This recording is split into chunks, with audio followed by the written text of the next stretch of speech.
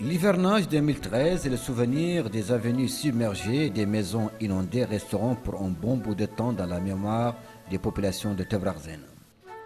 Et tant que la capitale ne disposera pas d'un assainissement fiable et durable, l'approche de la saison des pluies planera comme une épée de Damoclès sur la tête des populations de la capitale, pour qui la pluie, au lieu de constituer une aubaine, devient synonyme de calvaire et de désagrément.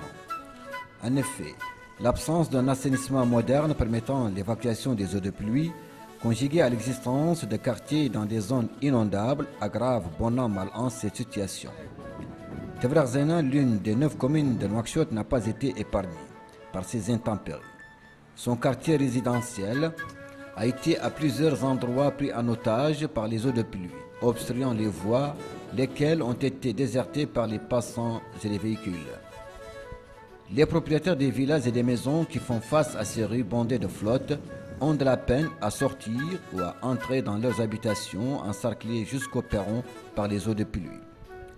Au fil des jours, ces eaux stagnantes commencent à dégager une odeur nauséabonde et à devenir des repères favorables à la reproduction des moustiques vecteurs du paludisme et source de maladies dangereuses. Face à cette situation, la commune de Tevrazen a réagi, mobilisant ses modestes moyens humains et matériels pour tenter de soulager les populations de sa circonscription. Des jours durant, l'ensemble du personnel, sous la houlette de Madame le maire, a travaillé jours et nuits sans relâche, pompant dans les citernes des tonnes de mètres cubes d'eau de pluie, dont le reste est recouvert par du tout venant. Alors là, nous sommes devant une situation de détresse. Notre commune a connu des pluies diluviennes très importantes, rapprochées, ce qui a occasionné cette situation devant laquelle la commune est en astreinte. Tous les moyens humains et matériels sont disponibilisés. On est en astreinte jour et nuit sous le soleil pour alléger les souffrances de nos populations qui ont édifié des infrastructures importantes sur des zones initialement inondables en l'absence d'un réseau d'assainissement.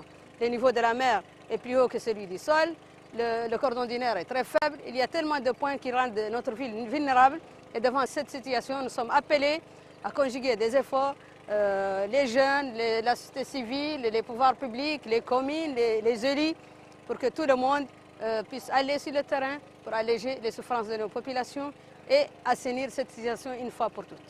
Les seuls moments de pause que s'offrait le personnel de la commune de Tevrazen, c'était pendant le déjeuner. Afin de suivre de près le déroulement de cette opération, Madame le maire a loué les services d'un bulldozer, seul moyen de se déplacer dans ces zones marécageuses.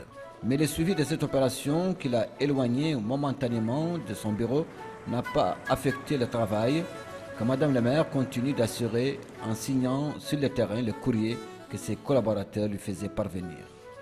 Cette opération conduite par la commune de Tevrazen s'est concentrée d'abord autour des principaux édifices comme les mosquées, les marchés, les centres de santé et les écoles.